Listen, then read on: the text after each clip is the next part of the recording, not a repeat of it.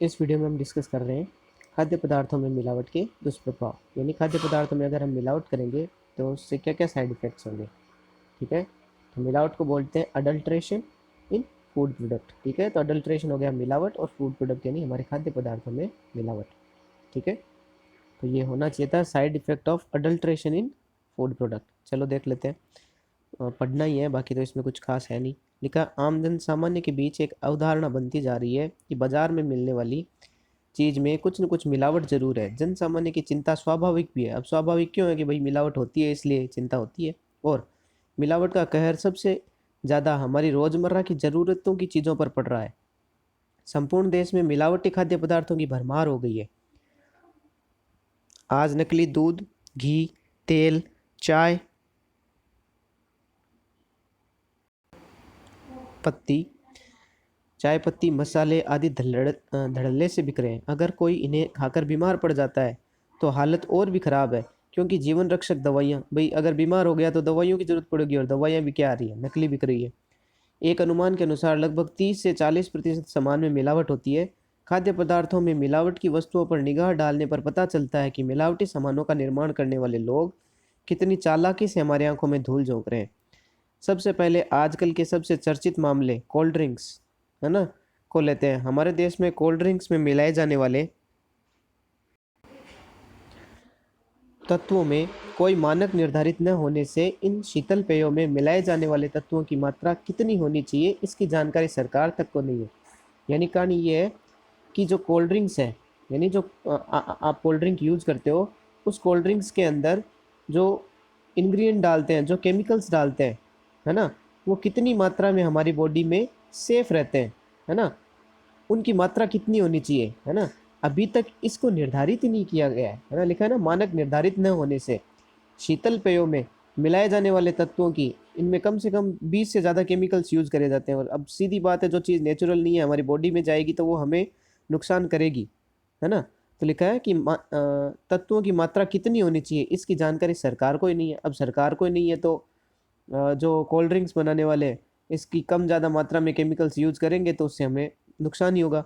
लिखा है, दरअसल कोल्ड ड्रिंक्स में पाए जाने वाले लीडेन, डीडीटी, देखो ये डीडीटी किस में यूज़ किया जाता है, कीटनाशक दवाई होती है, ठीक है ना। इससे जो कीट है उनको मारने के काम में आता है। ये डीडीटी का पाउडर होता है, मच्छरों को मारते हैं, है ना, नालियों में छिड़काव करते हैं डीडीटी वगैरह का। फिर लिखा है, मेलेथियन और क्लोरपाइरिफॉस कैंसर, स्नायु, प्रजनन संबंधी बीमारी, स्नायु यानी हमारा जो तंत्रिका तंत्र है उससे संबंधित बीमारियां, है ना, कैंसर हो गया, प्रजनन संबंधी बीमारियां, और प्रतिरक्षा में खराबी के लिए जिम्मेदार माने जाते हैं। तो देखो ये कितने हार्मफुल होते हैं हमारी बॉडी के लिए। फिर है, कोल्ड ड्रिंक्स के निर्माण के समय इनमें फॉस्फोरिक एसिड ये डाला जाता है, जो दांतों पर सीधा प्रभाव डालता है, ठीक है ना।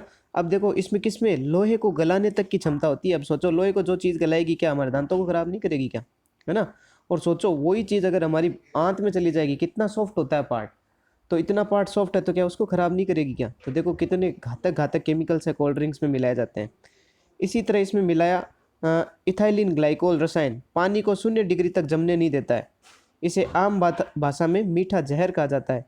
इसी प्रकार बोरिक, एरिथ्रोबोरिक और बेंजोइल अम्ल मिलाकर कोल्ड ड्रिंक्स को अति अम्लता प्रदान करते हैं, ठीक है ना। देखो इसमें बोरिक एसिड है, एरिथ्रोबोरिक एसिड है, ठीक है ना, और बेंजोइक एसिड है, ये मिलाकर बहुत ज़्यादा एसिडिक कर दिया जाता है कोल्ड ड्रिंक्स को, ठीक है ना, जिससे पेट संबंधी बीमारियां होती है। तो लिखा है जिससे पेट में जलन, खट्टी डकारें, दिमाग में सनसनी, चिड़चिड़ापन, एसिडिटी और हड्डियों के विकास में अवरोध उत्पन्न हो जाता है। देखो कितनी घातक होती है कोल्ड ड्रिंक्स। कोल्ड ड्रिंक्स में 0.4 ppm सीसा डाला जाता है, सीसा लेड, है ना, जो स्नायु, मस्तिष्क, गुर्दा यानी किडनी है, लीवर है और मांसपेशियों के लिए घातक है। तो बॉडी में अगर ये चीज़ें खराब हो जाती है तो बचता क्या है, कुछ नहीं बचता। इनमें से अगर एक भी चीज़ खराब होती है बॉडी के अंदर तो व्यक्ति का सर्वाइवल करना मुश्किल ही हो जाता है, ठीक है ना, मृत्यु तक हो जाती है। तो सोचो ये तो इतनी चीज़ों को एक साथ इफेक्ट करते हैं। इसमें मिली कैफीन की मात्रा अनिद्रा और सिर दर्द की समस्या उत्पन्न करती है। तो देखो कितने घातक है। आजकल दूध भी स्वास्थ्यवर्धक द्रव्य न होकर मात्र दूध को भी क्या करते हैं, यूरिया है ना, डिटर्जेंट है, इनके साथ में यूज कर करके जहरीला बना दिया है। तो लिखा है मिलावटी तत्वों का नमूना बनकर रह गया है, इसके प्रयोग से लाभ कम हानियां ज़्यादा है। हालत यह है कि लोग दूध के नाम पर urea, detergent, soda, poster colour और रिफाइंड तेल पी रहे हैं। यानी इन सब चीज़ों को मिक्स करके दूध के जैसा पदार्थ बना देते हैं, ठीक है। और फिर हमें लगता है दूध है, लेकिन वास्तव में वो मिलावटी दूध होता है। फिर उत्तर प्रदेश में स्वास्थ्य विभाग की जांच से चौंकाने वाला आंकड़ा सामने आया कि राज्य के 25% लोग, यानी हर 100 में से 25 लोग घटिया, मिलावटी और हानिकारक दूध पी रहे हैं। तो उससे नुकसान, लाभ होने के बजाय नुकसान ज़्यादा हो रहे हैं। फिर है बाजार में उपलब्ध खाद्य तेल और घी की भी हालत बहुत ख़राब है। सरसों के तेल में सत्यानाशी के बीज, यानी आर्जिमोन मैक्सिकाना नाम होता है सत्यानाशी का, यानी सत्यानाशी के बीज यानी आर्जिमोन और सस्ता पाम ऑयल मिलाया जा रहा है। बताओ, सरसों तेल के नाम पर, यानी हमें वो सरसों का तेल होता है उसमें पाम ऑयल मिला देते हैं। पाम एक प्लांट होता है, ठीक है ना। तो पाम ऑयल मिलाया जा रहा है और पाम ऑयल सस्ता होता है। फिर पाम ऑयल के अंदर तो कलर वलर डाल के और आर्टिफिशियल सुगंध वगैरह डाल के उसको सरसों के तेल के जैसा बना देते हैं। तो क्या ये ऑयल सरसों के ऑयल जैसा काम करेगा? नहीं करेगा। और यही चीज़ें हम भोजन में खाते हैं। कई लोग सरसों में अपनी सब्जी बनाते हैं सरसों के तेल में, तो देखो कितना नुकसान करेगा। देसी घी में वनस्पति घी की मिलावटें, यानी देसी घी में वनस्पति घी बोले तो डालडा, मिलावटें क्या हो गई है? आम हो गई है।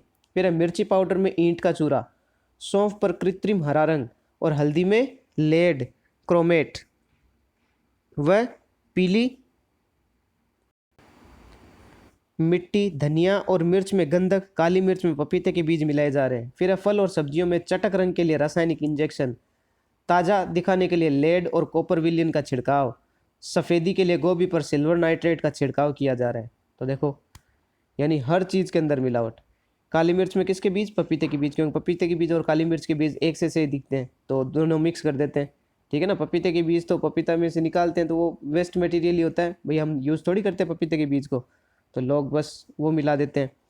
फल और सब्जियों में चटक रंग दिखाने के लिए रासायनिक इंजेक्शन लगाते हैं, ताज़ा दिखाने के लिए लेड और कॉपर विलियन का छिड़काव कर देते हैं उन पे। तो देखो, ये अनावश्यक चीज़ें जो हमारी बॉडी में है, जिनकी ज़रूरत ही नहीं है ना, आवश्यकता से अधिक मात्रा में पहुंचेगी तो फिर क्या होगा? बहुत ज़्यादा नुकसान ही क्रिएट करेंगी। सफ़ेदी के लिए गोभी पर किसका? सिल्वर नाइट्रेट के विलेन का छिड़काव। चना और अरहर की दाल में खंसारी दाल, बेसन में मक्के का आटा, चावल व दाल पर बनावटी रंगों की पॉलिश की जा रही है। मिठाइयों में ऐसे रंगों का प्रयोग हो रहा है जिससे कैंसर का खतरा रहता है और डीएनए में विकृति आ सकती है, ठीक है ना। फिर नकली मावा आ रहा है।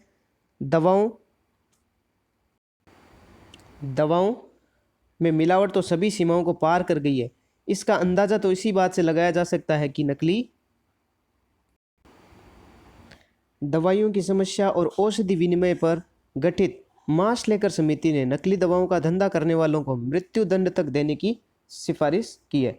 तो देखो, ये कितना घातक हो सकता है दवाइयों में मिलावट वगैरह। तो ये बहुत घातक है, इसीलिए क्या है, मृत्यु दंड तक की सजा है। लेकिन फिर भी लोग क्या कर रहे हैं? मिलावट कर रहे हैं और मुनाफा कमा रहे हैं। फिर प्रश्न ये उठता है कि आखिर मिलावट के इस महारोग से निपटने में कानूनी रूप से क्या प्रावधान है? सच्चाई तो यह है कि समस्या की जड़ में देश में जरूरी मानकों का अभाव है। यानी हमारे जो नियम कानून है वो ही इतने सख्त नहीं है, ठीक है ना। जो स्टैंडर्ड बना रखे हैं वो इतने अच्छे नहीं है। लिखा है सुरक्षित भोजन के संदर्भ में भारत में मुख्य कानून 1954 का खाद्य पदार्थ अल्प मिश्रण निषेध अधिनियम PFA। बताओ, 1954 में नियम बना था, ठीक है ना। इसका मतलब अभी इसमें मॉडिफिकेशन की जरूरत है, बहुत ज़्यादा मॉडिफिकेशन की जरूरत है। तो लिखा है इस कानून का नियम 65 खाद्य पदार्थों में कीटनाशकों या मिलावट का नियमन करता है। लेकिन अब देखो, ये जो कानून है ये 65 खाद्य पदार्थों में कीटनाशकों या मिलावट का नियमन करता है, यानी उनको बारे में बताता है। लेकिन यह नियम दोषी लोगों को सजा दिलाने में लगभग नाकाम साबित हो रहा है। इससे ये तो साबित हो जाता है कि भाई इस किस चीज़ में किस चीज़ की कितनी आप मात्रा डालोगे तो इसको मिलावट माना जाएगा वगैरह वगैरह। लेकिन इस नियम से जो दोषी लोग हैं उनको सज़ा नहीं हो रही है, तो फिर क्या मतलब है? ये साबित हो जाएगा इसने मिलावट करी है और उसको सज़ा नहीं होगी तो क्या मतलब है? फिर जिससे ये लोग पकड़े जाने के बाद छूटकर पुनः उसी धंधे में लग जाते हैं, क्योंकि सज़ा का प्रावधान तो इतना कठोर है ही नहीं। कानून चाहे कितने कठोर बना दिए जाए, लेकिन जब तक कमजोर कामचोरी या स्पष्ट अक्षमता, जानबूझकर या गलती से जांच कार्य को कमजोर करना, मुकदमों का सही ढंग से चलाना, धन शक्ति और राजनीतिक प्रभाव का इस्तेमाल तथा कछुए की कछुए की चाल से चलती न्याय प्रक्रिया में परिवर्तन नहीं होता। यानी अब मान लो दोष भी हो गया, सब कुछ साबित भी हो गया, तो अब 20-20 साल कोर्ट में लग जाते हैं, है ना। न्याय प्रक्रिया बहुत धीमी है, तो इन सब में चेंज होगा तभी हम मिलावटी चीज़ों से छुटकारा पा पाएंगे। तो लिखा परिवर्तन नहीं होता है, बात बनने वाली नहीं है। सरकार यदि वास्तव में मिलावट को रोकने के लिए दृढ़ संकल्प हो जाए तो इसमें कोई दो राय नहीं है कि उन पर रोक न लग सके। आवश्यकता बस एक ठोस नीति और उस पर उचित क्रियान्वयन की है।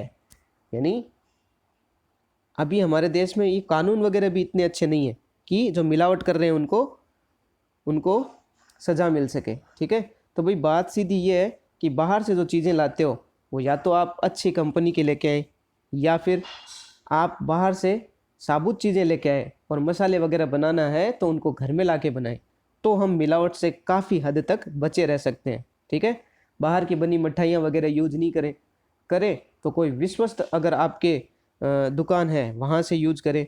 ठीक है, या फिर बाहर से कच्चा माल लेके आएँ और घरों में इनको बनाएं, तब तो हम मिलावट से बच सकते हैं, वरना तो मिलावट से बचने के चांस कम है। तो भाई हमें अपने शरीर के बारे में देखना है, तो इस बारे में अपने को ही सोचना पड़ेगा। कानून नियम तो बनते रहेंगे, जब बनेंगे तब बनेंगे।